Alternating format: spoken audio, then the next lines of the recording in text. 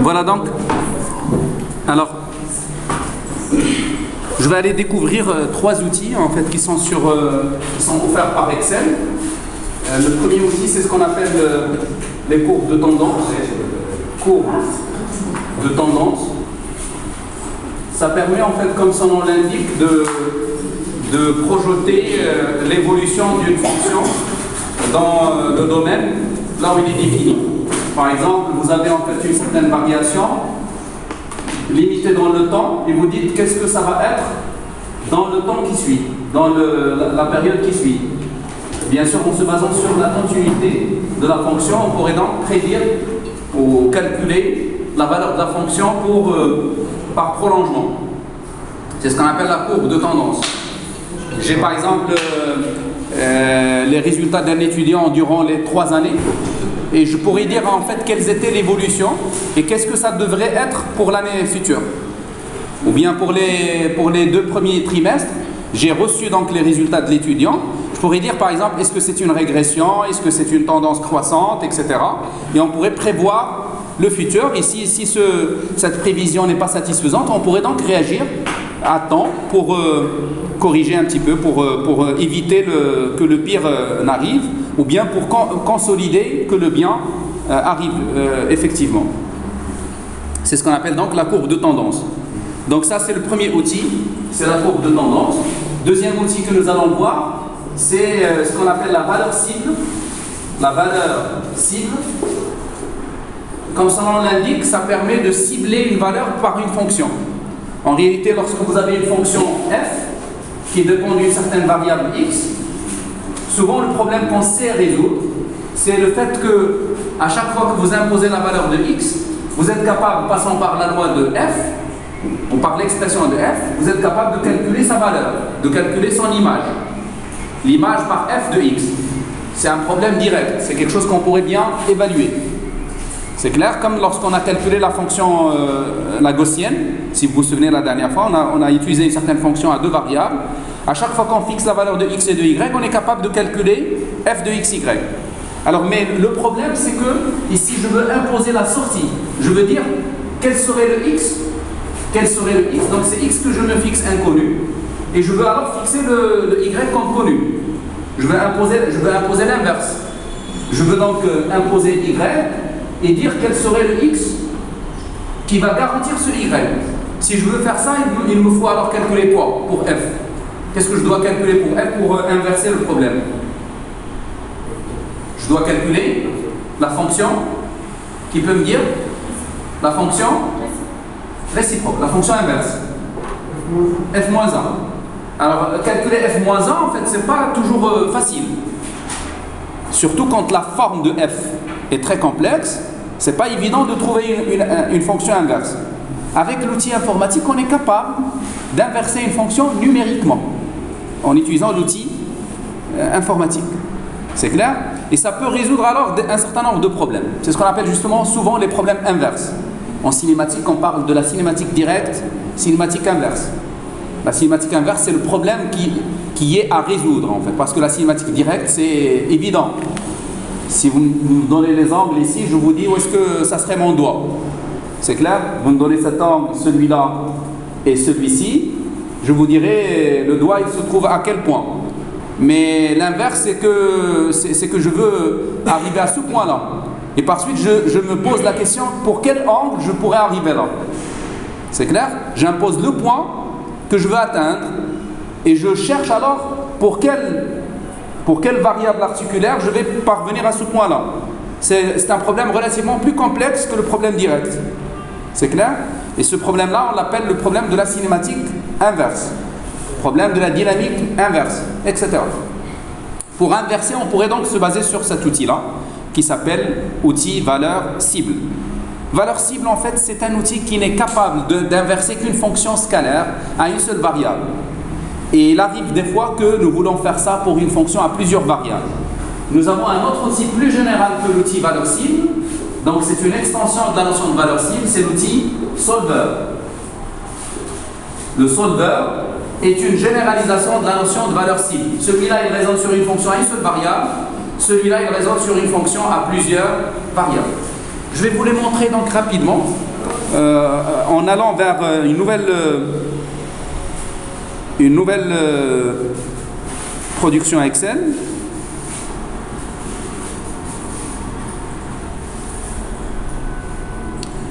Voilà donc, pour vous expliquer le premier problème, le problème de la tendance, je vais me mettre dans cette situation. Et admettons qu'on a par exemple dans le temps, on a fait des mesures de température ambiante de la salle. On a donc mesuré des températures. Et on a procédé par des mesures. Admettons qu'on a fait la mesure pour le temps 1, chaque heure par exemple, la première heure de la journée, deuxième heure, troisième heure, quatrième, cinquième. On a trouvé les températures suivantes. Par exemple, on a trouvé 20 degrés, ensuite on a mesuré 22, après ça va être 26 par exemple, 31, 35. À titre d'exemple, ici je vais mettre 30, et là je vais mettre, c'est bon. J'ai donc, je suppose que c'est ça mes mesures. J'ai mesuré la température ambiante au niveau d'une salle, au niveau de la ville par exemple, etc. Et j'ai donc trouvé ces mesures. Je pourrais les représenter graphiquement en faisant la représentation suivante. Insertion, graphique, en allant vers nuage de points. Je pourrais représenter de la manière suivante, par exemple, de cette manière. En tout cas, je suis en train de faire un lissage, mais je pourrais ne pas faire de lissage, juste comme ça, juste par des segments. J'obtiens ce résultat. Je vais en fait abaisser légèrement cette valeur en mettant 24 seulement. Voilà. Et je vais augmenter celle-ci un petit peu. Voilà.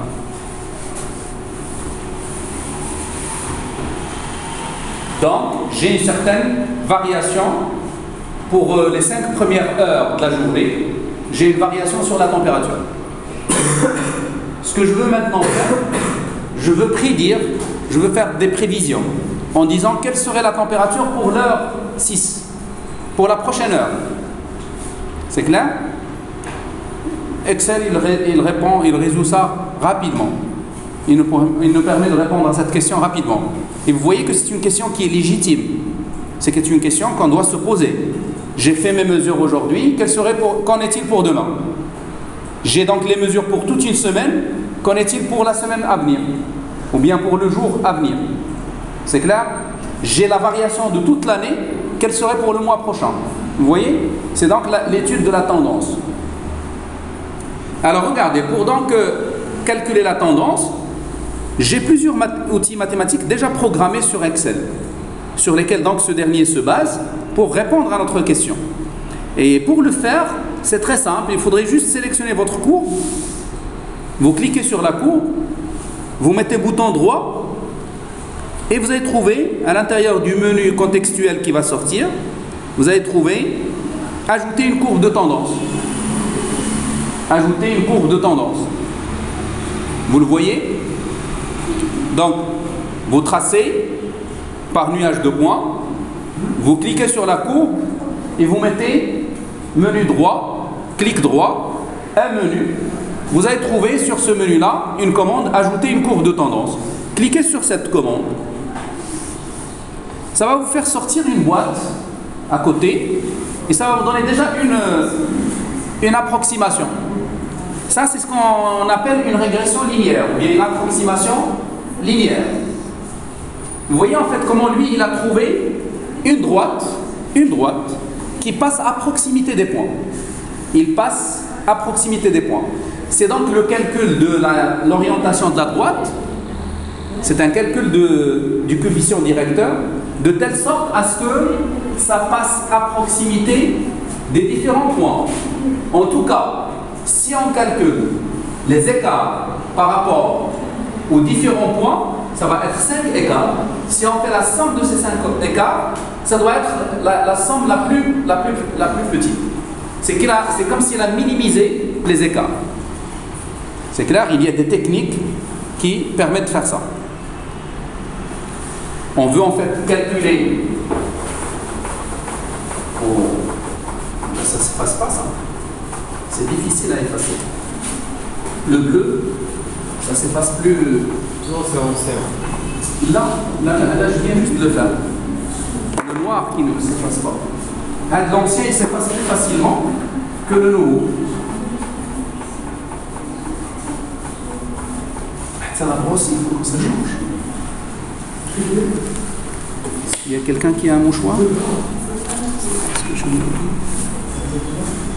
Kleenex. Merci.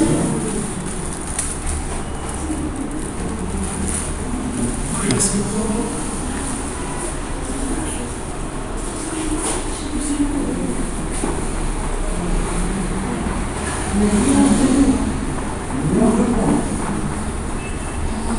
Alors, vous voyez, en fait, il y a à calculer une fonction y égale à ax plus b telle que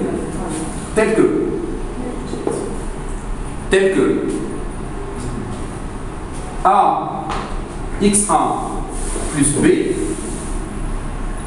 moins y1 moins f1 de x. Ça, c'est un premier écart. Erreur 1 égale ceci. Erreur 2 égale ax2 plus b moins f de x2. f de x2, c'est la mesure 2, c'est la température 2. La température 1, température 2. Erreur 3 égale ax3. En fait, x c'est le temps. C'est le temps, T1. T2, T3, plus B, moins la température 3, et telle que l'erreur 4, on a 5 points, n'est-ce pas? AT4 plus B, moins la température 4, et l'erreur 5 égale AT5 plus B, moins température 5, telle que la somme de ces erreurs-là, souvent on calcule le carré, c'est ce qu'on appelle la méthode des moindres carrés. Je ne sais pas si vous avez déjà entendu parler de ça, la méthode des moindres carrés. C'est en fait, pour calculer des distances, on élève au carré. Et on pourrait mettre la racine carrée. Et on pourrait en fait diviser par le nombre d'erreurs calculées, 1 sur n. Tel que ça est minimal. On essaie donc d'évaluer un certain nombre d'erreurs. C'est comme si on veut déterminer A et B. On veut calculer, trouver le A et le B, tel que la somme de ces erreurs, racine carrée, divisée par le nombre d'erreurs, est une valeur la plus petite possible. Lui, il calcule ça, il résout ce système-là. Et le résultat, c'est qu'il trouve cette droite. Mais il n'est pas la seule. Au lieu de faire une approximation linéaire, on pourrait bien proposer une approximation polynomiale, par exemple. Regardez, quand j'ai choisi une approximation polynomiale, ici, en fait, nous avons une parabole qui améliore un petit peu les erreurs par rapport à ce qu'on a déjà mesuré. Regardez, si je reviens à linéaire, vous voyez quand même que pour certains points, on est loin. Mais si je prends polynomial, on passe maintenant par les points, presque. C'est clair? Et pour l'un comme pour l'autre, il n'y a pas que le polynomial. Il y a aussi le logarithmique. Ça, c'est l'approximation logarithmique. Puissance, moyenne mobile, etc. Alors, si je choisis par exemple une approximation linéaire, c'est ce qu'on avait initialement, et je fais un déplacement, une prévision, regardez dans la partie prévision, on pourrait donc projeter en avant ou bien en arrière. On pourrait donc prolonger par continuité, soit de ce côté-là, soit de l'autre côté. De combien d'unités, de combien de périodes voulez-vous faire la prévision? Si je le fais de 1, d'une unité, vous voyez, en fait, il est en train de me dire quelle serait la valeur pour l'heure 6, pour le temps numéro 6. Mais je pourrais ensuite prolonger de 2 si je veux. De cette manière. Ça, c'est si je prends l'approximation linéaire. Plus encore, je pourrais même lui dire, tu peux me donner la formule s'il te plaît? Regardez, définir, afficher l'équation sur le graphique. C'est-à-dire que lui, il a déjà calculé A et B. Pour cette approximation A, c'est 4 et B, c'est 14,4. Alors, regardez, je vais changer la couleur de cette approximation. Pour changer la couleur, il faut aller ici, dans la même fenêtre. Il faut aller là. Ensuite, il faut choisir la couleur de la ligne avec un trait plein. Et là, je vais choisir par exemple le rouge avec une taille de 2. Et je vais choisir comme type de trait un trait continu. Voici donc une approximation linéaire. Oui. Vous n'avez pas le même outil que moi. Oui. D'accord? Et comme vous n'avez pas le même outil, vous allez avoir une boîte qui va s'afficher indépendante. Il va s'afficher ici. Mais il a des onglets. Vous allez trouver un onglet, en fait, je pense que c'est à l'extrême gauche. À l'extrême gauche, vous avez des onglets. Style de bordure. Oui, c'est dans style de bordure. Style de bordure, vous allez donc donner l'épaisseur et le type de trait. Style de bordure, c'est à droite, à gauche. À gauche, on a un style de bordure, ou style de trait. Ou la couleur de trait, elle s'appelle la couleur rouge. C'est clair? Là, le très blanc. Mais quand le très blanc, on a comme dans le pot de peinture pour choisir la couleur.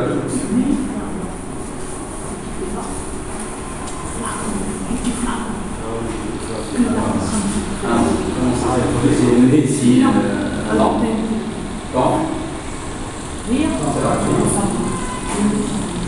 Température les différentes valeurs. On a 5 valeurs à fixer. Donc 1, 2 jusqu'à 5. 1, 2,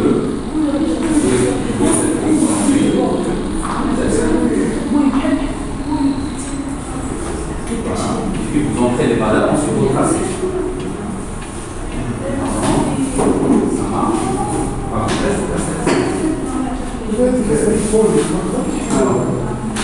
c'est bon, vous avez représenté.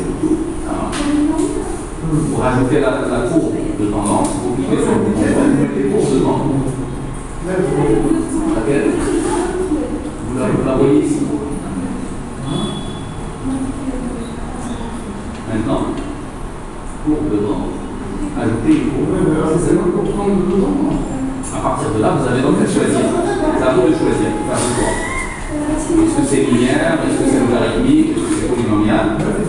Donc si on choisit linéaire par exemple, on voit cette approximation. Donc lui, il a calculé les caractéristiques de la droite. C'est AX plus B. Donc il a calculé le A et le B. On pourrait même lui dire, vous nous affichez l'équation. Donc il a trouvé 4 et 14,4. Donc ça veut dire qu'il a inversé les équations pour trouver les deux. Et ensuite, on pourrait même lui dire, vous prolongez. Faites prolonger par exemple de ici, de 2. Si vous tapez 2, ça veut dire que quand vous lui dites, calculez pour 5 et pour 6. Il faut valider pour voir. Vous voyez, ça passe ici. Donc il a donné la tendance avec cette approximation linéaire. Vous pouvez en fait, pour cette droite-là, vous pouvez changer ses caractéristiques. Comme par exemple, changer l'épaisseur, si vous voulez que ça soit plus épaisse. Comme vous pouvez changer le type de trait. D'accord? Comme vous pouvez changer la couleur en mettant un trait plat et vous avez donc à mettre la couleur que vous voulez. Voilà, on a fait cette première courbe de tendance. Mais on pourrait faire une autre. Par exemple, je pourrais ajouter une autre courbe de tendance. Cette fois-ci, mesure parabolique de degré 3 par exemple. Et puis, je vais dire que je veux prolonger de la même façon de 2. Mais celle-là, je vais la choisir avec le couleur bleu. Avec une taille. Bon, vous voyez que la courbe parabolique s'aligne avec les points, mais la tendance est divers. En tout cas, en fait, si je choisis le trait noir, ça peut donner quelque chose de plus intéressant. En tout cas, vous avez l'outil, mais quand même, il faut savoir le paramétrer pour obtenir quelque chose d'acceptable. Donc rien qu'en changeant le degré, en passant de l'ordre 3 de 4 à 3, on obtient une tendance qui est plus acceptable que la tendance de tout à l'heure. Oui, pardon. Là, tu as fait un graphe. Je vois à 2 séries. Il faudrait donc sélectionner les données. Il faut aller vers nuage de points. Si tu veux tracer ça en fonction de ça, cette colonne en fonction de celle-là, il faut aller vers nuage de points. Donc là, il donne une seule chose. Et sur cette courbe, tu peux faire une courbe de tendance. Tu peux aller vers ajouter une courbe de tendance. Comme ça. Et tu peux choisir la tendance que tu veux. Par exemple, linéaire initialement. Linéaire. On pourrait donc lui dire afficher l'équation. Quelle est l'équation de l'extension à droite? Prolonger de 2 unités. C'est comme s'il me dit, c'est quoi la température avec cette progression linéaire? C'est quoi la température pour l'heure 6 et pour l'heure 7? Je pourrais en fait redéfinir un peu le style définiteur du trait, aussi sa couleur. Par exemple, le rouge ici.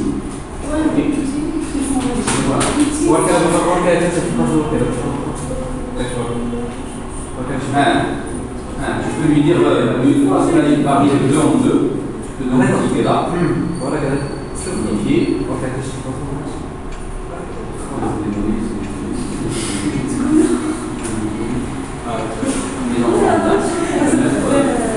Je donne en fait un unité principal.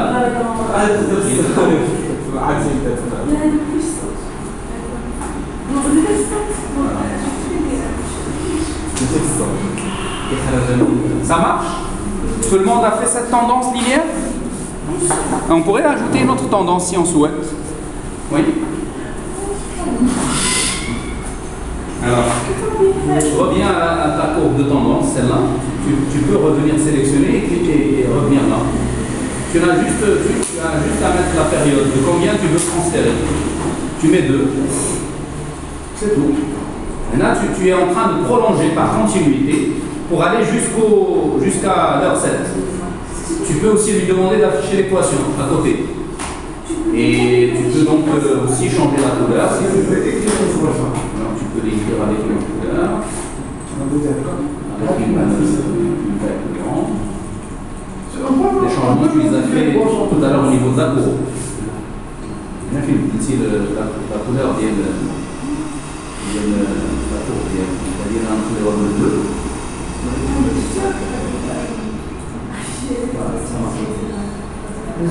Donc, on a l'équation qui a permis de tracer à la droite. Et c'est une droite qui passe à proximité de l'ensemble des points. C'est clair? Ça, c'est une première forme d'approximation. Vous allez agrandir un petit peu. Même agrandir ici. Ça, on a un peu assez d'espace. On a la courbe bleue. Mais il y a l'origine des mesures. Et on pourrait ajouter une autre tendance. Comme ça, on chauffe le fort avec les différentes tendances. Quand on a une tendance polynomiale, elle passe plus proche aux différents points. Regardez l'ordre 3, l'ordre 4. Sur la courbe, qu'est-ce que je fais? À chaque fois, vous calculez les coefficients d'un polynôme de telle façon à minimiser les erreurs, les écarts avec les points, avec les mesures. On a degré 4, on voit la tendance. On a prolongé de 2. Là, 4 c'est trop. 2. Pour prolonger d'une année, il faut des mesures de 5 ans. Mais si une mesure d'une année qui permet de calculer une année. Non. Le passé seconde plus large pour prédire, un mois pour prédire demain. 30 mesures pour prédire une mesure. Vous voyez? Donc, Radim Chouer 2. Et on lui demande d'afficher aussi l'équation. Vous voyez la tendance. C'est une tendance qui diverge par rapport à la variation. Il a le degré, mais il y a une chose plus intéressante. Là, c'est plus intéressant. On a le style d'ILH, on va agrandir un petit peu cette taille. Et on pourrait la mettre avec une couleur différente. Le vert, par exemple. On a un vert différent. De ce côté.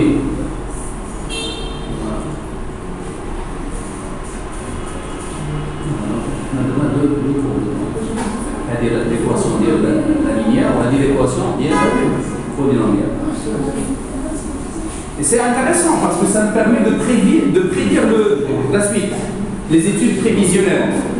La météo, on fait beaucoup ça en fait. On travaille avec ça, la météo. Mais bien d'autres domaines, ça fait l'ingénierie, le domaine de génie civil, on pourrait donc bien faire ça. Ça peut répondre à beaucoup de problèmes. Alors regardez sur mon graphique, je vais ajouter une autre courbe de tendance. Donc on sélectionne notre courbe et je vais refaire courbe de tendance. Cette fois-ci je veux essayer les autres types de tendances, notamment la tendance polynomiale, en prenant 1 degré égal à 3 et en prolongeant de 2 aussi, de 2 périodes. Regardez en fait, lorsque vous prenez le degré 3, vous allez avoir ce type de tendance. Si vous élevez le degré, ça peut ne pas donner un bon résultat. Vous voyez que ici, par exemple, on est à la dérive. Donc c'est une mauvaise tendance celle-là. Si on croit sa tendance, c'est que ça serait foutu en fait. C'est complètement une chute.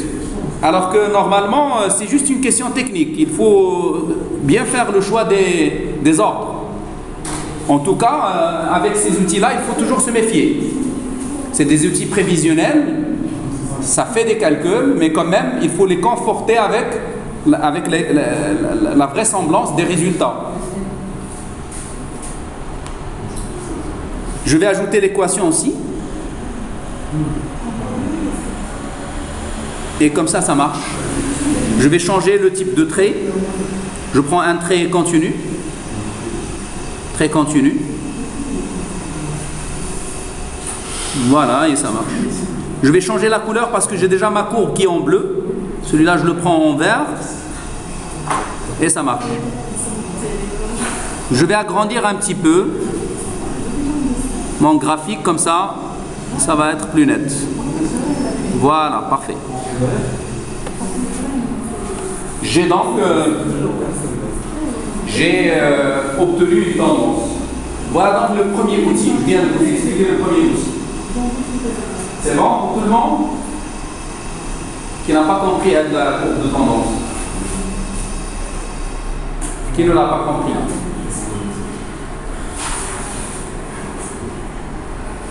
Oui? Je vais vous démontrer.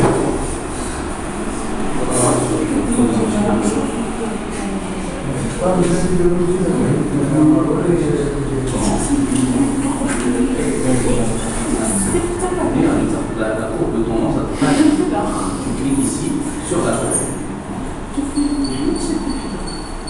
Modifier le typographie, format de la courbe de tendance. Le temps.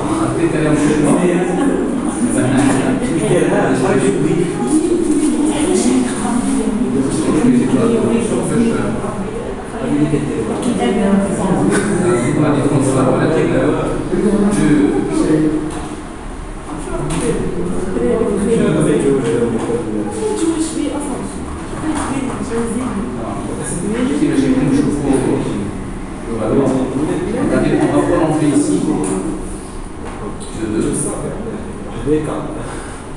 On pourrait donc aller vers le style de montrer un peu l'épaisseur du trait au niveau de la couleur. On pourrait donc choisir une couleur différente.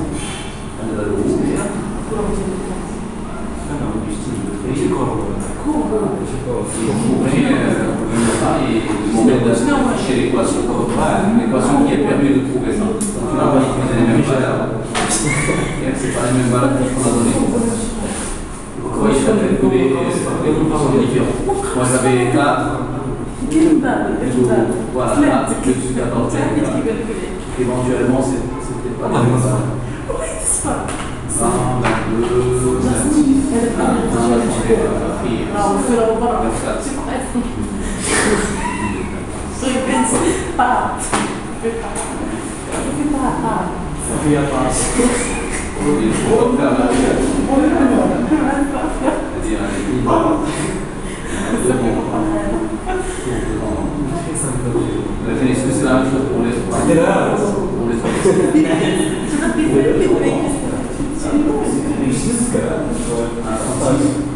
faut le faire avant. Parce qu'une fois que tu fais la courbe de tendance, il ne refait pas quand ça change.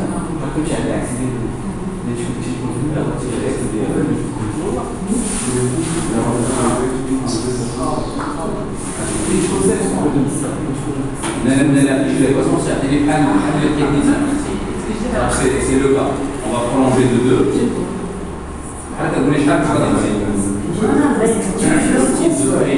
Pardon. Du mot de couleur.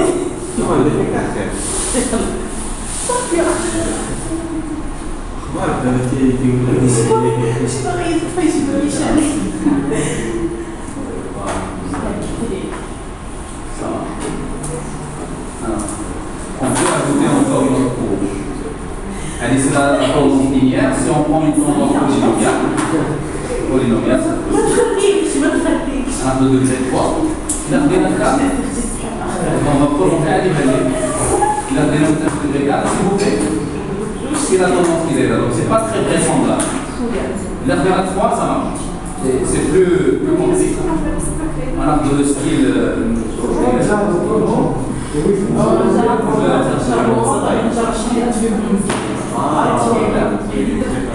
On a affiché l'équation. اللي كان في الكتب ممكن اكسل الى اخره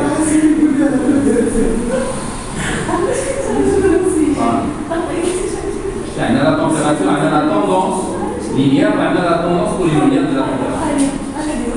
On pourrait donc répondre à la question quelle serait la température pour demain ou bien pour si par exemple c'est des jours la température pour demain. Vous voyez, elle est entre avec la valeur linéaire ou la valeur polynomiale. Donc, faites la zone blanche entre les deux. Ça peut donc prévoir. Ça peut prévoir. Alors, voilà l'intérêt de ce type d'exercice. Alors, quand vous voyez la situation, il y a celui du génie civil, en allant vers une nouvelle feuille, donc sur le même classeur, et je vais donc faire. Je vais faire la situation suivante. Regardez. Je vais vous l'expliquer au tableau d'abord.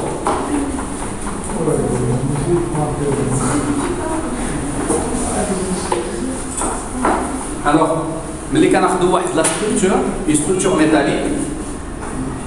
métallique qu'on va tacher ici sur un mur, comme ça.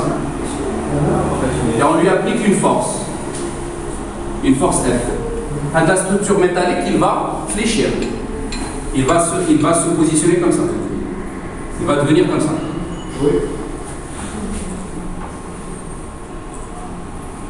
De cette manière. Il va fléchir.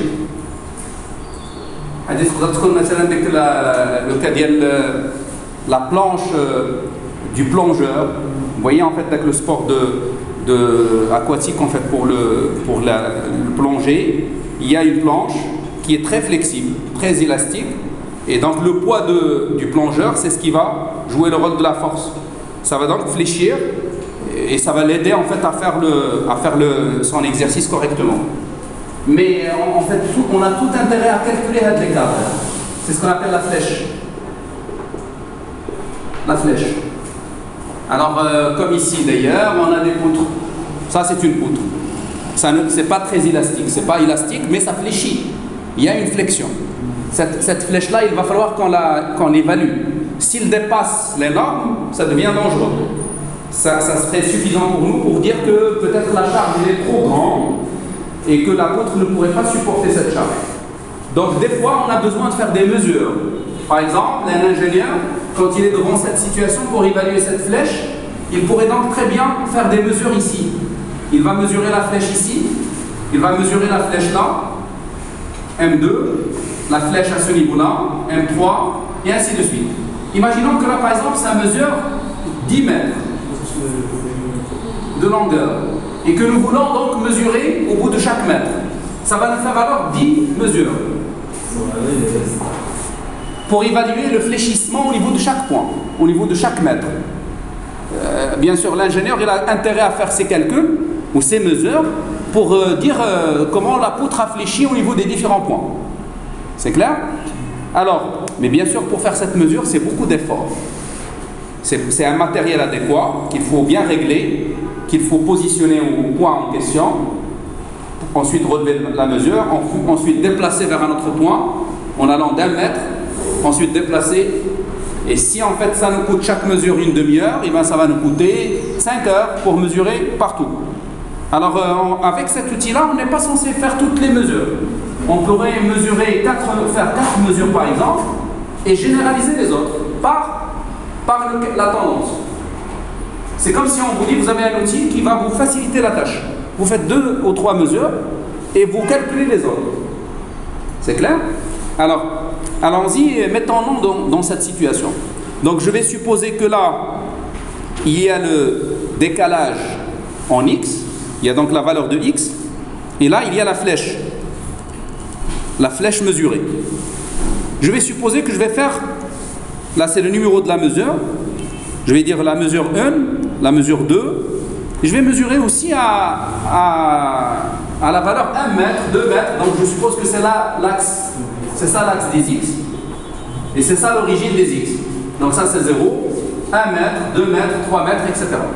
Je pourrais donc carrément retirer ce numéro parce que c'est pas, en fin de compte c'est égal à x. C'est la même valeur que je vais avoir au niveau de x. Et je vais supposer donc la mesure pour 1 mètre, pour 2, pour 3, pour 4. Je vais me contenter de 4 mesures seulement. Pour 0 d'abord, 1, 2, 3 et 4. Pour 0, on n'a pas besoin de mesurer. En fait, on a ce qu'on appelle ici un encastrement. Encastrement, qui veut dire que la poutre, elle est soudée. Donc à ce niveau-là, il ne peut pas bouger. C'est clair? C'est un peu au niveau du support. Au niveau du support, la poutre ne peut pas bouger. Mais pour le reste, la poutre, elle est suspendue. Ça va fléchir. Donc il m'appartient de dire c'est quoi la flèche au niveau de chaque point. Bien sûr au niveau du point d'encastrement c'est 0. Et au niveau des autres points ça va fléchir vers le bas. Si je suppose que Y il est vers le haut, donc ça serait des flèches négatives. Je vais entrer des valeurs négatives. La flèche bien sûr ça ne va pas atteindre le mètre. En s'écartant d'1 mètre, la règle d'un mètre. Vous la fléchissez, vous appliquez une charge, il va fléchir. D'accord? Mais il ne va pas fléchir d'1 mètre, il va fléchir de l'ordre de quelques millimètres. C'est clair? Donc on pourrait prendre une valeur par exemple de 1 millième. On suppose que c'est 1 millième. Par exemple 0,001. Mais au fur et à mesure ça va fléchir plus. Et c'est pas linéaire. Ça va fléchir davantage. Là avec le signe moins. J'ai oublié le signe moins. Il faut mettre moins.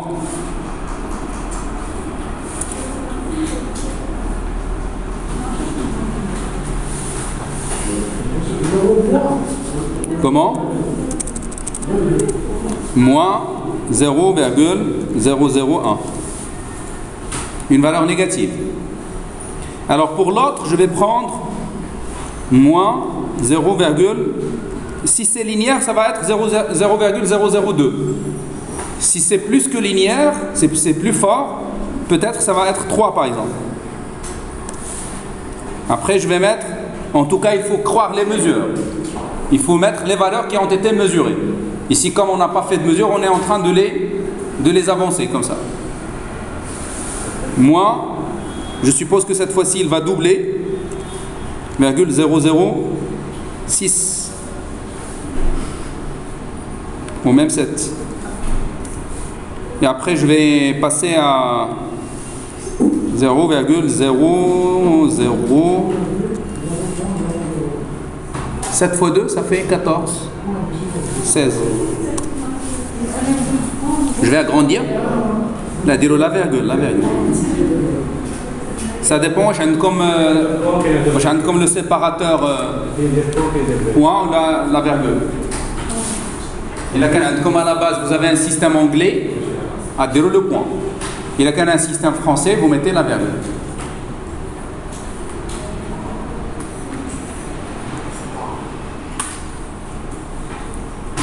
En tout cas, ça c'est juste des valeurs, on n'a pas fait de mesure, on a juste donné, on a supposé que la flèche va être comme ça. Alors attention, ici c'est en mètres, la flèche en mètres, ici aussi c'est en mètres. C'est donc la même unité. Ça c'est en mètres, on pourrait l'ajouter là, en mètres. Et ça aussi c'est en mètres. Oui. Alors, on va tracer, comme tout à l'heure, on va tracer donc ces données-là. On va les tracer en mettant, on sélectionne et on ira vers insertion, nuage de points. Ensuite, on va mettre, c'est pas la peine de mettre les... Si vous voulez les mettre, vous pouvez y aller, en fait, parce qu'on a 5 points. Est-ce que ça vous paraît réaliste? Non. Vous savez, en fait, le problème qu'on a actuellement, c'est le problème d'échelle. Parce que ici, on a 4 mètres jusque-là. De là à là, c'est 4 mètres. Alors que de là à ici, c'est uniquement 18 millièmes de mètre. Donc il y a un problème d'échelle pour le graphique. Ça c'est juste un problème de représentation. Si on devrait alors avoir quelque chose de réaliste, il faut diminuer, il faut augmenter la largeur comme ça, et il faut diminuer la hauteur comme ça. Ça devient plus réaliste. Et reste encore à voir, parce que tout ça pour moi c'est 2 centièmes de mètre. 2 centièmes, 2 sur 100. Alors que ça, c'est 4 mètres. Si on multiplie par 100, ça c'est 400. De là à là, c'est 400. Alors que de là à là, c'est 2 seulement. Normalement, il y a un rapport de 200. Vous avez compris un peu le problème d'échelle? C'est juste un problème d'échelle. Il faut encore réduire davantage. Je vais réduire encore davantage. Et ce que je vais faire plutôt, je vais agrandir comme ça, dans ce sens. Là, ça devient plus réaliste. Quoique, peut-être pour les 2 derniers points, on a exagéré un petit peu. Alors là, pour le dernier. On pourrait donc diminuer un petit peu pour le dernier. Au lieu de mettre moins 0,16, je mettrais 14 par exemple. Je diminue un petit peu.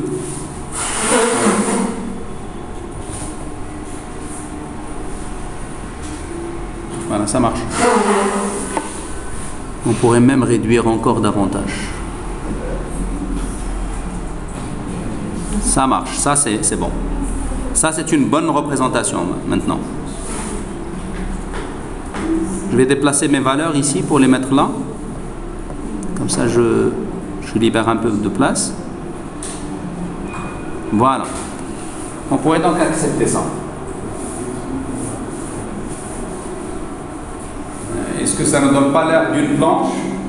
C'est une planche qui a fléchi, une planche de 4 mètres qui a fléchi. On imaginerait bien donc le poids du plongeur qui se situe ici à l'extrême, à l'autre extrémité, et sous la charge de son poids, sous l'effet de son poids, il va donc faire fléchir la planche. Ça va fléchir de 1 centième de mètre. Ça veut dire 10 cm. 10 cm. 10 cm, c'est peu pour la planche. La planche, il est élastique. Il est très élastique. Peut-être que ça va fléchir d'un demi-mètre. Si on suppose que c'est une planche métallique, ça ne va pas fléchir de la même façon. En fonction du matériau, de la nature du matériau. C'est clair? Par exemple, si c'était en béton armé, ben, même avec 1 centième, c'est trop. ça peut fléchir de quelques millimètres. Au lieu que ça soit 10 décimètres, ça peut être peut-être 1 décimètre sur 4 mètres. C'est le cas d'un pan. Au niveau d'un pan, ça peut mesurer 100 mètres. Et si vous mesurez au centre, peut-être c'est quelques millimètres de fléchissement. Alors, qu'est-ce que nous voulons faire maintenant? Nous voulons prolonger pour les autres mesures. Alors, pour prolonger, je vais aller donc calculer la courbe de tendance. Donc, je vais mettre un bouton droit sur ma courbe et je vais mettre courbe de tendance. Je vais prolonger de 2 ou bien de 3 mètres. Si je mets 3, et je fais en fait polynomial, parce que ici la loi il est polynomiale. Vous avez vu que les mesures, ils donnent quelque chose qui est très similaire à une parabole. À l'envers, bien sûr. C'est une parabole inversée. J'ai prolongé jusqu'à la mesure 7. Je vais changer la couleur comme ce que j'ai fait tout à l'heure, en prenant une couleur rouge. Je vais changer la taille de l'épaisseur. Je vais changer le type de trait. Oui. Bien sûr, on ne va plus voir la courbe bleue. On va voir donc juste la courbe rouge. Je vais aussi ajouter l'équation à côté.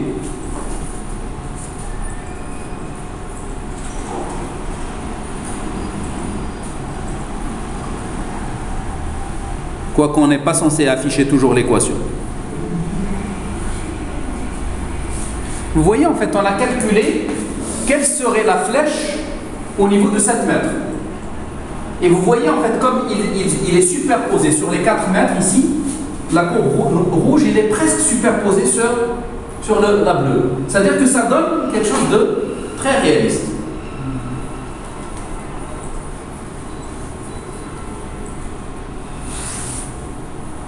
Est-ce qu'on pourrait aller jusqu'à 8? Oui, il suffit juste de double-cliquer sur la courbe rouge. Vous double-cliquez, vous dites je veux aller jusqu'à 4 périodes. C'est comme si on a mesuré pour la moitié, et pour l'autre moitié on l'évalue, on le détermine. Double-cliquez sur la courbe de tendance. Et voilà. On pourrait même dessiner la force si on souhaite le faire. On pourrait dessiner la force. Regardez, pour dessiner la force, je vais me mettre à 8. 8. Et je vais donner le Y au niveau de 8. Au niveau de X égale à 8, je vais donner Y. Je prends donc... par exemple, puisqu'on va aller jusqu'à 1 dixième, je pourrais prendre 0,2 et pour l'autre, je prendrai moins 0,05. Et je vais donc prolonger pour tracer une droite verticale. Ah, donc je ne l'ai pas posée correctement, c'est pas à 8, il faut que je la pose à 12.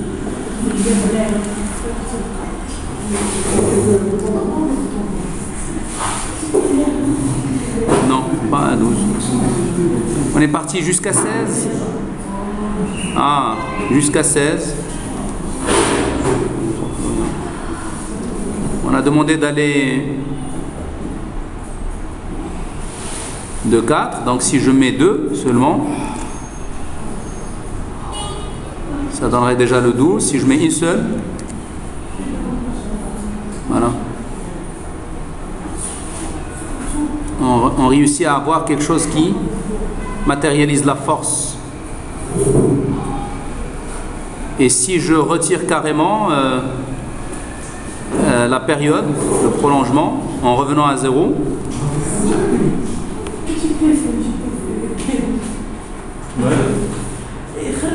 voilà, ça marche. Sauf que je dois aller jusqu'à moins 14. Je dois descendre un petit peu. Comment? Jusqu'à 10. J'ai changé un petit peu le graphique. Regardez, le graphique. Je vais annuler tout ce que j'ai fait. Voilà, c'est ça ce que j'avais fait. Initialement. Pour allonger jusqu'à 8, j'ai double-cliqué sur la courbe de tendance et j'ai mis ici 4 périodes. C'est clair?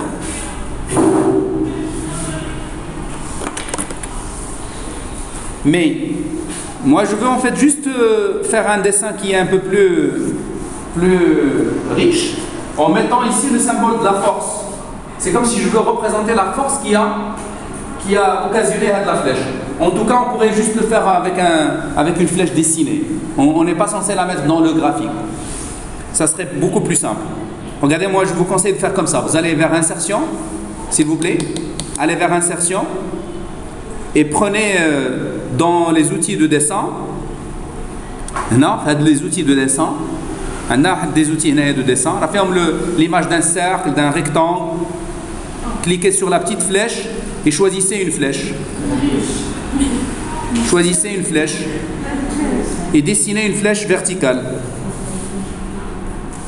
Vous lui donnez la taille que vous voulez. Insertion. Insertion. Insertion, il faut chercher. Il faut chercher dans illustration. Il faut chercher un petit bouton qui symbolise d'une façon miniaturisée la notion de cercle, de rectangle, de losange, etc.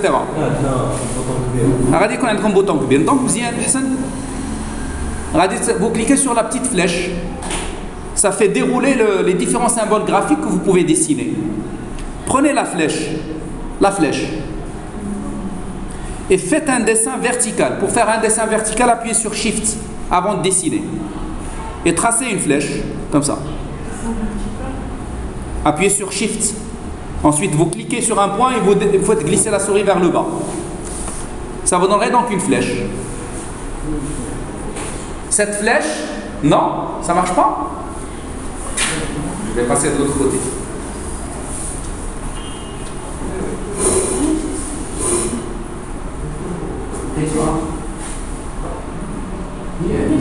Je dois mettre sa forme. Une flèche, des chiffres. Des chiffres horizontales et verticales et la diagonale.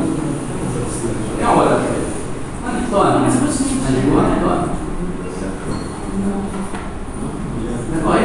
que احنا ديسينا لا فورس. هذه لا فورس. وهذه تاعك بالرام.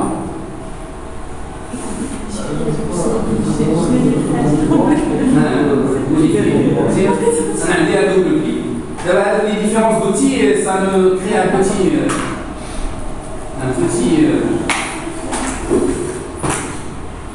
c'est bon. طب نخلوها هكذا. باقي عندنا نفس البروبليم اللي هو ديال لا ميزانيشن. هنا 8 متر. هذه إذا راه ويبات. وهذه شحال إذا؟ يلا 7 سنتيم دو متر.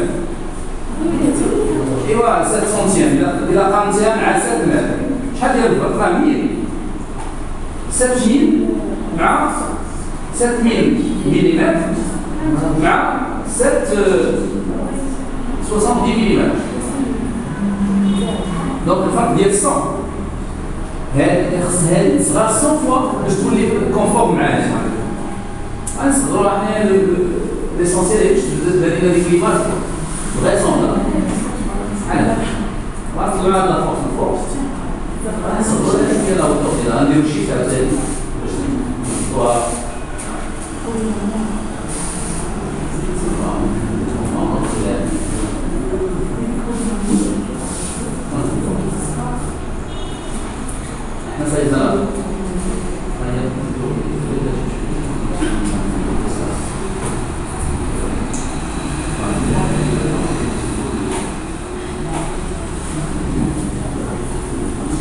Pour dessiner une force, il faut aller vers insertion.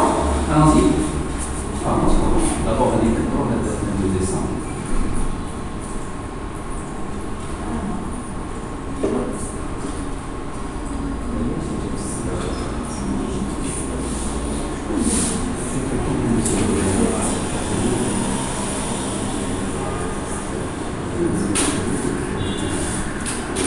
style linéaire.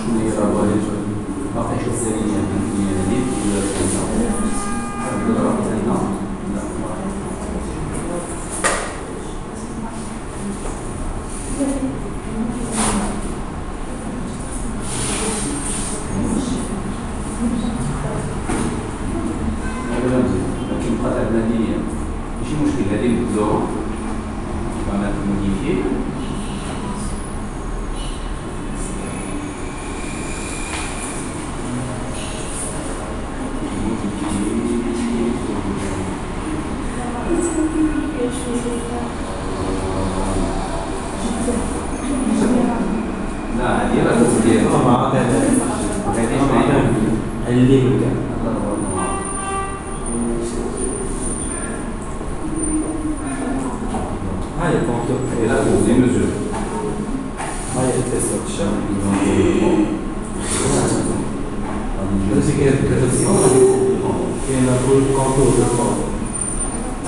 Une courbe tendance polynomiale avec un prolongement de 4. Alors, on a 4 mètres, on a calculé une route de 4 forces. Il y a la courbe du courant. Comme dans l'équation diagramme, on est le style du bleu. On a un modèle de 5 et bien, ça va avec les mesures les deux mains. Ensuite, on a une couleur.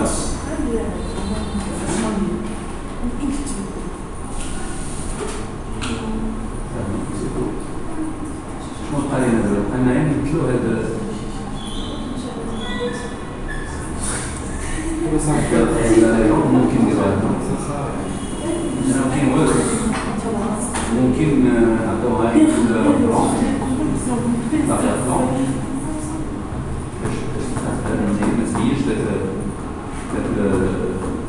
التغيير. هي لا ليجوند ديالي. En tout cas, la légende finalement بغيناها la légende كتعطينا واحد الصفر اللي هي اصلا باسكيت. نحطو كاع الكيلوات كومبليتمون. Alors, on va déménager la tâche qui s'implique qui a provoqué le spécisme.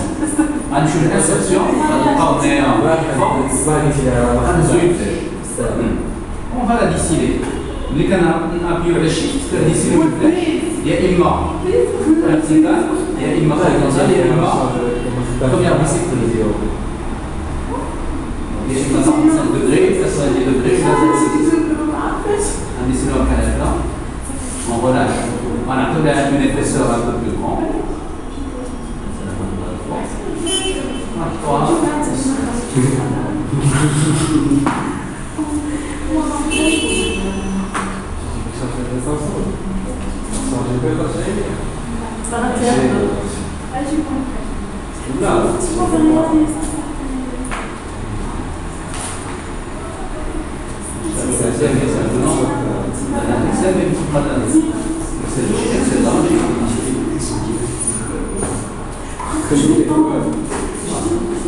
On a un petit dessin qui explique un peu ce qu'on doit. Voilà, c'est grâce à Excel qu'on a pu calculer tout ça. Mais là, on a la même.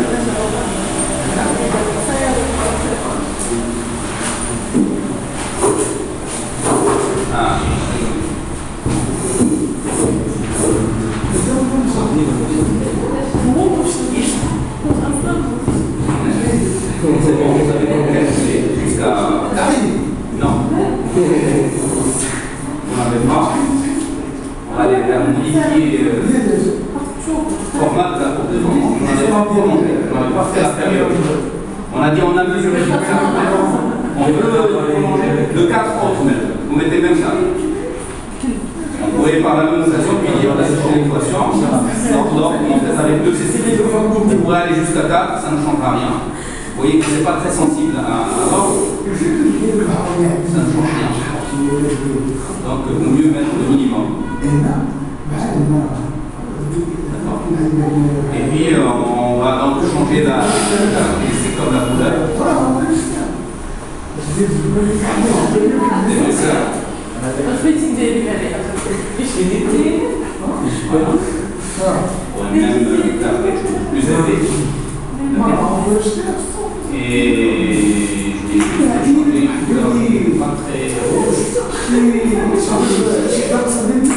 ça marche. On a même masqué les mesures, mais on voit clairement, puisqu'une masse, ça veut dire qu'il s'aligne avec. Donc il quels seraient les là pour 8 mètres. Il ne reste qu'à symboliser les prix qui ont provoqué ça, c'est la force. Donc pour remettre la force, il y a les réalisations ici, dans le format. Je vais dessiner une flèche. On la flèche. Je vais la dessiner. Pour dessiner une flèche verticale, vous appuyez sur Shift. Ensuite, vous faites le dessin. Ça vous permet de dessiner soit une flèche verticale, soit à 35 degrés. D'accord, moi je veux la verticale. Je vais lui donner une épaisseur un peu plus haute. Chaque fois que vous dessinez, vous allez avoir un format qui va vous pouvez changer l'épaisseur. Choisir 3 et vous pouvez donc la déplacer pour la positionner. On a fait une petite illustration qui montre la notion de. Je vais passer. Qui montre la notion de flèche. Ça va pour vous? Ça marche? Ça marche? Bien vous montrer.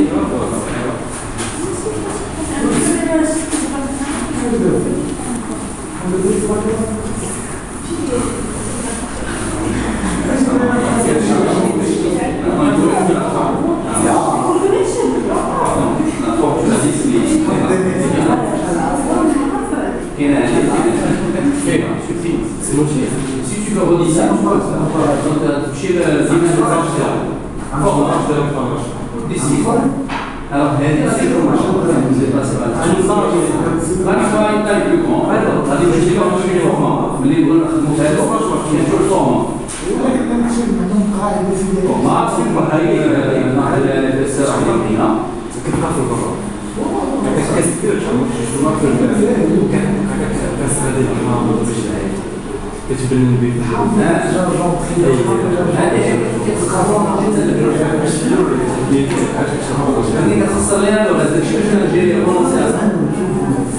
moi aussi j'ai renoncé, c'est plus facile et plus rapide. Voilà, ça marche. Là, allez, là.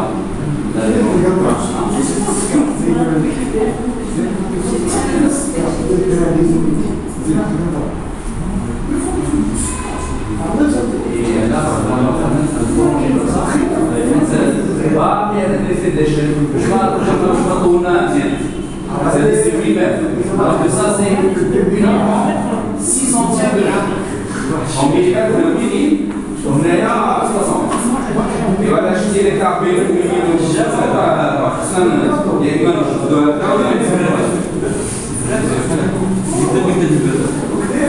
Alors pour moi, il reste juste à changer les paramètres de ma flèche. Alors c'est au niveau du menu format qu'il faut le faire. Je vais donner une épaisseur de 3. Et comme ça, j'ai confectionné ma flèche. Je la positionne à sa position, à sa bonne position. Et voilà, comme ça, donc, j'ai donc modélisé, j'ai donné un petit modèle qui décrit le fléchissement d'une planche encastrée sur une extrémité et soumise à une force sur l'autre extrémité. C'est clair? On pourrait donc avec ça faire autre chose. On pourrait faire une planche qui est encastrée des deux côtés. Il est encastré ici. Encastré, ça veut dire c'est comme si on condamne ce point à ne plus bouger. Il ne bouge plus. Et aussi de l'autre côté. Et dans ce cas-là, si on met une flèche, si on met une force au milieu, à votre avis, comment il va fléchir? Qui peut me dire comment il va fléchir? Bien sûr, il va descendre vers le bas. D'ailleurs, la flèche maximale. Et ça va se comporter comme ça. Vous voyez, c'est comme si on aura une inflexion, un point d'inflexion. Ici, c'est horizontal. Ça va fléchir, mais comme ça, c'est le maximum, donc ça va remonter vers le haut. Et ça va faire quelque chose comme ça. En En fait, en agrandissant, pour que ça soit plus clair, je vais exagérer un petit peu la flèche et ça va donner quelque chose comme ça. De cette manière. Donc après fléchissement, il faut que ça descende comme ça. On pourrait très bien le faire sur Excel aussi. Voilà. Je vous ai montré donc le premier outil, l'outil courbe de tendance. Allons-y vers le deuxième outil. Donc je crée une autre feuille. S'il vous plaît, allons-y, on peut continuer dans le temps qui reste. Il nous reste à peu près, un peu moins. Je dois aller très vite. Alors, ça serait suffisant pour inverser une fonction. Donc je vais me considérer une certaine fonction, x f de x. D'accord? Je veux l'évaluer pour une valeur quelconque, un scalaire x quelconque. Admettons que la fonction il se définit par l'expression suivante. Égale, par exemple, x multiplié par cosinus de sinus de x ou de 2x sur 3 plus x carré.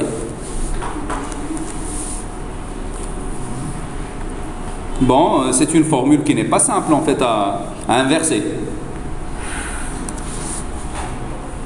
Attention là, on ne doit pas s'attendre à un résultat parce que j'ai juste écrit l'expression comme un texte. Je suppose donc que je dispose d'une certaine fonction qui est définie par cette formule. Je veux calculer pour un x donné son image par f. Le calcul il est très simple. On a déjà vu comment est-ce qu'on fait. Regardez, en fait si j'appelle cette case, je l'appelle x. En tapant ici sur la zone d'adresse x, je pourrais alors s'en servir pour calculer f de x.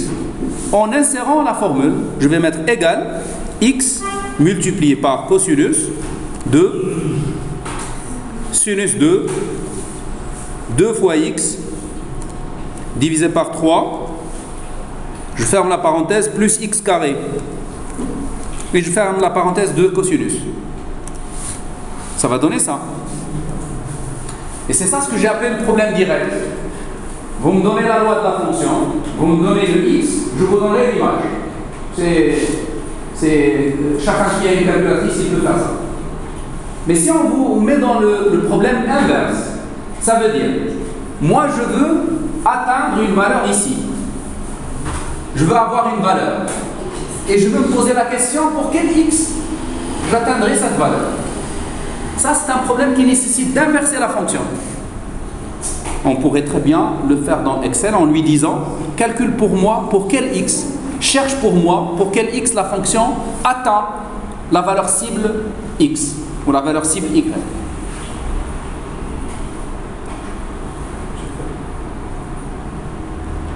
Vous avez compris un peu l'idée? Est-ce que vous avez compris l'idée que nous voulons faire? Si vous prenez n'importe quel x, comme 10, on vous donnera son image par f. Donc ça, c'est le problème direct. Nous voulons se mettre dans un autre problème. Quel serait le x qui me donnerait ici, au niveau de l'image, la valeur 1 ou bien la valeur 2? Donc moi, je veux voir ici 2, là. Et par conséquent, je dois chercher le x qui me le donne.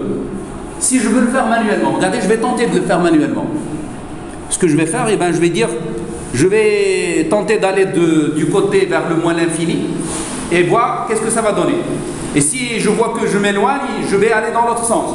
C'est comme si je veux parcourir l'ensemble R à la recherche de ce x qui me donnerait la valeur 2 comme image. Regardez, en fait, on va essayer. Je vais mettre 5 par exemple. Et bien on est dans le bon sens parce qu'on était dans 9 et en passant à 5, je suis arrivé à 4. Peut-être que en allant dans le même sens, ça peut donner quelque chose d'intéressant. Si je mets 0, ben c'est déjà foutu, je suis à 0. Alors que moi, je veux régler 2. Donc, ça doit être entre 0 et 5. Si je mets 2, ça donnerait 0,5. Donc, je suis encore loin. Si je donne 3, ça va donner moins. Donc, vous voyez, en fait, j'ai besoin d'un chercheur, de quelqu'un, quand je dis chercheur, c'est-à-dire un outil de recherche, qui va me chercher cette valeur qui procure la valeur 2.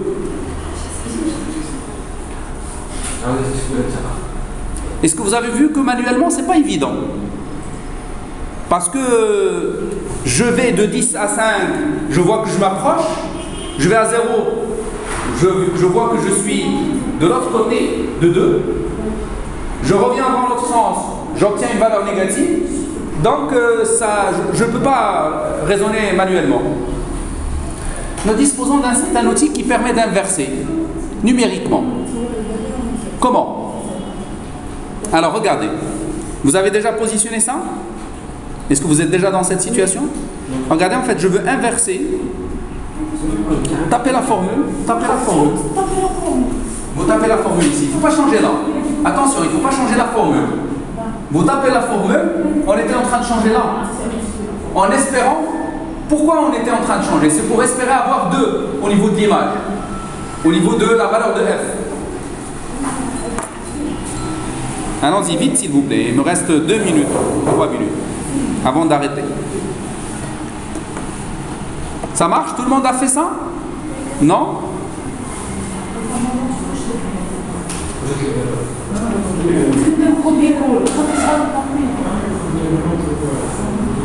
Oui. Là, il faut appeler ça par X d'abord.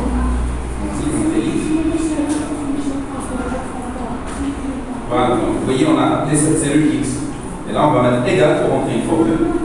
Et vous allez entrer la formule. Vous voyez, elle est devant F. C'est X multiplié par costionneuse, vous ouvrez les parenthèses, etc. Vous tapez la même formule. Non. Égal. X. Non, écrivez. X. Multiplié. C'est quoi? Costionneuse, ouvrez la parenthèse. 2 fois 2 étoiles. Oui, sinus, entre parenthèses, 2 fois x slash 3, fermez la parenthèse, plus x chapeau 2. Et vous fermez encore la parenthèse. Ça marche, vous l'avez fait. C'est bon. Je ne comprends pas. كيكون عندكم un problème de synchronisation معايا. ملي كنكون انا كنشرح شي حاجه نتوما كديروا شي حاجه اخرى. C'est ce qui fait qu'il y a toujours ce décalage. Et c'est ce qui fait qu'on va au rythme à la vitesse divisée par 2. C'est que je sais pas si la vitesse est là. Il a sélectionné la colonne, a sélectionné la colonne, وبالتالي اللي كنقول لك égal x مثلا عطيني لا فالور ديال x égal 2 fois x وبين هذا شي x عطيني هذيك لا فالور فوا حنا ما بغيناش هاد لا فورمول بغينا égal à x multiplié par cossinus 2 sinus 2 multiplié par x divisé par 3 plus x chapeau au carré. Je fais. Je sais d'abord les dates صغير حتى إذا درتي بحال هنا 3 عاد راه بحال عندي. حنا اللي بغينا نقلبوا على x نفس لي 2. ما كاينش فرق بين الخطوط لأن سي جي تي صار ديال حتى فوق. دونك على اللي نقدروا نطاطوني ولا حطنا. Non, c'est pas de ça. C'est au-delà. Donc c'est vraiment 4,2. Bon, maintenant on va le voler avant, etc. المهم de toute façon عندنا la recherche manuelle elle n'est pas pratique. On a un outil qui va nous permettre de répondre et d'aller chercher à 6 chiffres après la virgule. Regardez, on va donc appliquer l'outil باش ما نربحوا هادشي اللي درنا دابا sinon راه بحال هادشي ما درنا. Regardez, vous sélectionnez pour appliquer la valeur cible, pour inverser une fonction, en d'autres termes. Il faut aller sélectionner la cellule qui contient la formule de la fonction. Ensuite, il faut aller vers Données, vers l'onglet Données, vers Analyse scénario. Analyse scénario, il faut le repérer rapidement. Vous cliquez sur la petite flèche, et vous allez trouver valeur cible. Vous sélectionnez alors valeur cible. Vous savez en fait valeur cible, qu'est-ce qu'il vous dit? Il vous dit où est-ce qu'elle est la formule que vous voulez inverser, quelle est la valeur que vous voulez cibler. Quelle valeur? La valeur 2. On veut que la fonction atteigne la valeur de 2. Il me dit c'est quelle variable que vous me donnez droit à modifier. La variable, c'est là où il y a 3. Il faut aller sélectionner là où il y a 3. Ça veut dire B5. B5 pour moi, attention, si quelqu'un a positionné quelque part, ça doit être sa cellule à lui. Je mets OK. Vous savez qu'est-ce qu'il va faire maintenant? C'est lui qui va faire la recherche. La fameuse recherche que j'étais en train de faire tout à l'heure, que j'étais en train de tâtonner, lui, il va le faire d'une manière automatique. Il va explorer l'ensemble R dans un ensemble, dans une direction. Si ça ne donne rien, il va revenir l'explorer dans l'autre direction. Regardez, il est en train de rechercher et là, il a trouvé la valeur. Il me dit que pour trouver 2,000, donc il l'a donné à 5 chiffres après la virgule près. C'est-à-dire à 10 moins 5 près. Il m'a donné 3,29, etc. Imaginez que j'avais continué à le faire manuellement. Pour atteindre ce chiffre-là, vous savez combien de combinaisons il faut faire? Juste entre 3 et 4. Entre 3 et 4, il y a 1, 2, 3, 4, 5, 6, 7, 8, 10 puissance 8 combinaisons. 10 puissance 8, ça veut dire 100 millions de cas. Lui, il calcule des milliards de fois plus rapide que moi. Donc, il le trouve rapidement. C'est ce qu'on appelle la valeur cible. Ça nous permet alors d'inverser une fonction. On va la reprendre la prochaine fois. Et on va terminer avec le solver. Et comme ça, donc, on passerait aux autres outils. Je mets donc OK. Je sauvegarde mon classeur. Ici, il n'y a pas de macro. Donc, je vais le sauvegarder en lui donnant comme nom courbe de tendance. Ah, qu'est-ce que j'ai fait? Enregistrer sous. Bon, si je le sauve classeur 1, c'est pas grave, je vais l'appeler courbe tendance, mais aussi la valeur cible. Valeur cible. Je vais arrêter l'enregistrement.